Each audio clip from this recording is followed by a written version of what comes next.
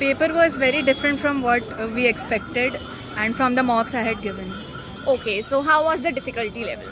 The difficulty was moderate. The short answers were easier than I expected and the MCQ was more difficult, so it balanced out. So what do you think? Which section was much more easier for you? Short answers and VA was moderate. जो paper था उसका जो pattern था वो same था 15, 30, 45 as compare to last year. हाँ same था।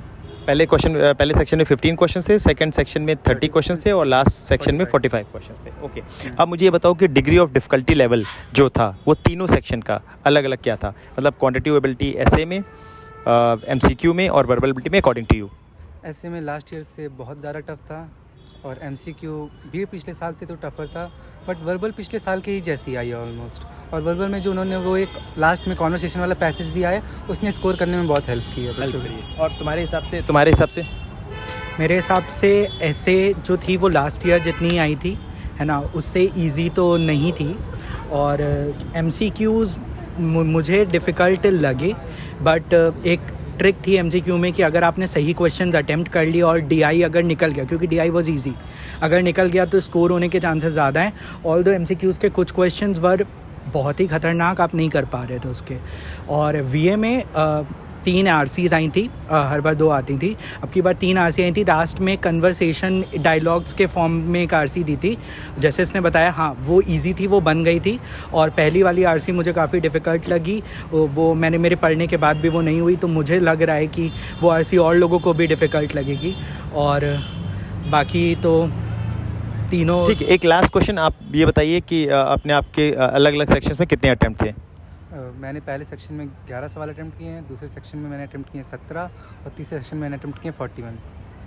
मैंने शॉर्ट आंसर्स में 11 क्वेश्चंस अटेम्प्ट किए हैं, एमसीक्यू में 18 क्वेश्चंस अटेम्प्ट किए हैं एंड वीए में 30 क्वेश्चंस अटेम्प्ट किए हैं। Ma'am, the paper was relatively tougher than the previous years.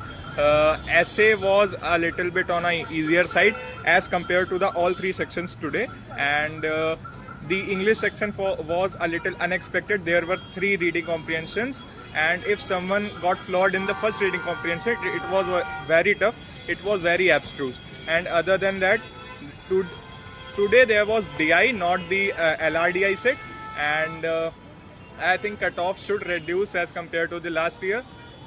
MCQ में किसी ने अगर बना लिया होगा DI तो आसानी से उसके 40 के ऊपर आ सकते हैं।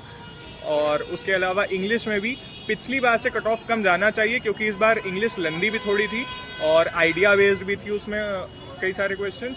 और एसए में पिछले साल जैसा ही कुछ कहेंगे, आसान था, कुछ 2-3 क्वेश्चन आसान थे, किसी ने DI बना लिया होगा तो उसके लिए भी ईजी है। And other than that the paper was around moderate level.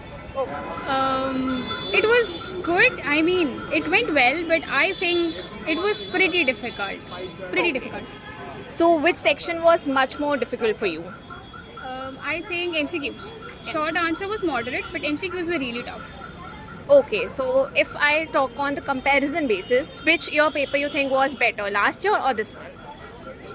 I think last year's paper was relatively easier. Hi Laksh, how was the paper? And paper was quite moderate to difficult side. Essay was moderate and MCQ quants was difficult, and English was also quite difficult. So what do you think? Which section was much more easier for you?